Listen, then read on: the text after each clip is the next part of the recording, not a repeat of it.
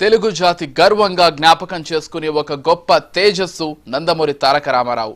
ప్రజల హృదయాల్లో ఎన్టీఆర్గా, నారాయణగా, దాశరథిగా, కృష్ణుడిగా, రాముడిగా నటనలో జీవించి వాస్తవంలో ఇప్పటికీ ప్రతి తెలుగువారి గుండెలో జీవించి ఉన్న మహానాయకుడు. ఆయన జయంతి సందర్భంగా ఆయన సినీ ప్రయాణం నుంచి రాజకీయ ప్రయాణంపై ప్రత్యేక కథనం.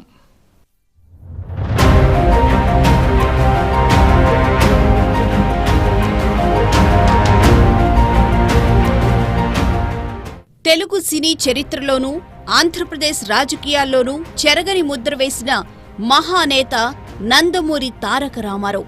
ఆయన జయంతి సందర్భంగా తెలుగు ప్రజలు ప్రేమతో, గౌరవంతో ఆయనను స్మరించుకుంటున్నారు.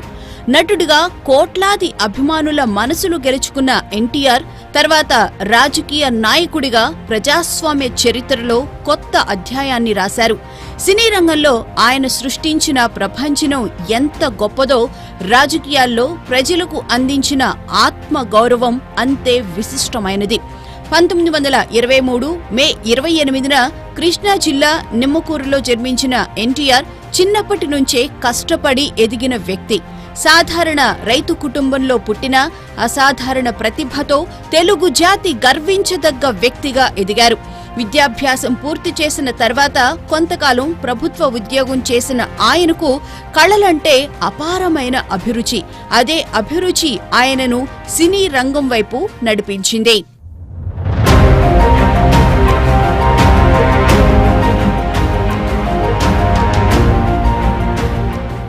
1949లో విడుదలైన మన దేశం సినిమాతో సినీ ప్రస్థానం ప్రారంభించిన ఎన్టీఆర్ కొద్ది కాలంలోనే తెలుగు తెరపై అగ్ర నటుడిగా నిలిచారు. ముఖ్యంగా పురాణ, ఇతిహాస పాత్రల్లో ఆయన నటన ప్రేక్షకులను మంత్రముగ్ధులను చేసింది. శ్రీరాముడు, శ్రీకృష్ణుడు, కర్ణుడు, దుర్యోధనుడు వంటి పాత్రలను ఆయన పోషించిన తీరు ప్రేక్షకుల హృదయాల్లో చిరస్థాయిగా నిలిచిపోయింది.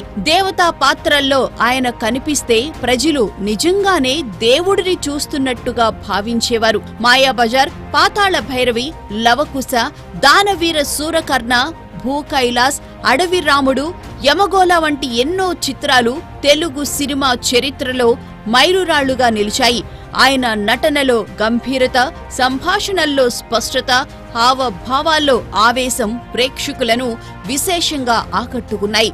దాదాపు 300కు పైగా చిత్రాల్లో నటించిన ఎన్టీఆర్ తెలుగు సినిమాకు ఒక ప్రత్యేక గుర్తింపును తీసుకొచ్చారు.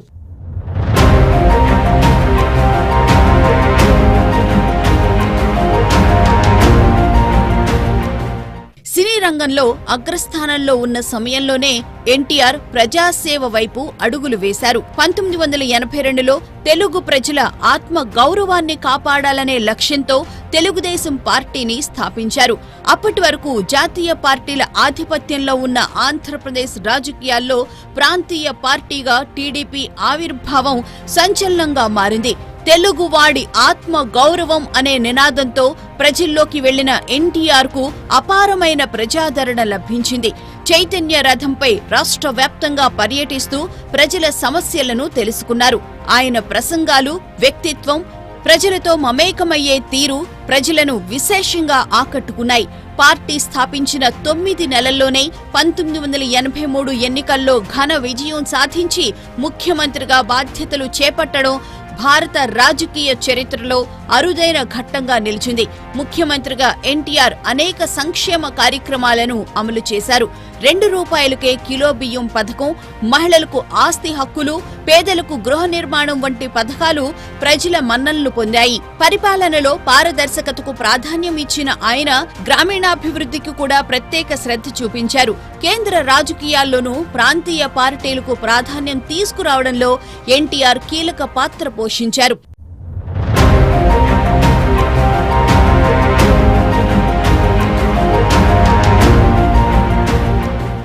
ఎన్టీఆర్ కేవలం నటుడు, రాజకీయ నాయకుడు మాత్రమే కాదు, తెలుగు సంస్కృతికి ప్రతీక. ఆయన మాట్లాడే ప్రతి మాటలో తెలుగు గర్వం కనిపించేది. తెలుగు భాష సంప్రదాయాల పరిరక్షణకు ఆయన చేసిన కృషి విశేషం. అందుకే తెలుగు ప్రజలు ఆయనను ప్రేమతో అన్నగారు అని పిలుచుకుంటారు. వ్యక్తిగత జీవితంలో ఎన్నో ఒడిదుడుకులు ఎదురైనా ప్రజల పట్ల ఆయన చూపిన ప్రేమ ఎప్పటికీ తగ్గలేదు. రాజకీయంగా ఎన్నో సవాళ్లు ఎదుర్కొన్నప్పటికీ ప్రజల హృదయాల్లో ఆయన స్థానం మాత్రం చెక్కు చెదరలేదు. 1996 జనవరి 18న ఆయన మరణించినప్పటికీ ఆయన ఆలోచనలు, సేవలు, వ్యక్తిత్వం నేటికి కోట్లాది మందికి స్ఫూర్తిగా నిలుస్తున్నాయి. తెలుగు సినిమా గౌరవాన్ని ప్రపంచానికి చాటిన నటుడు, తెలుగు ప్రజల ఆత్మ గౌరవానికి ప్రతీకగా నిలిచిన నాయకుడు ఎన్టీఆర్. ఆయన జీవితం ఒక సాధారణ మనిషి అసాధారణ శిఖరాలను ఎలా అధిరోహించగలడో చూపించిన గొప్ప ఉదాహరణ. ఆయన పేరు తెలుగు చరిత్రలో చిరస్థాయిగా నిలిచిపోతుంది. తెలుగు జాతి గర్వం, తెలుగు సినిమా ఆస్తి, తెలుగు రాజకీయాల సూర్యుడు నందమూరి తారక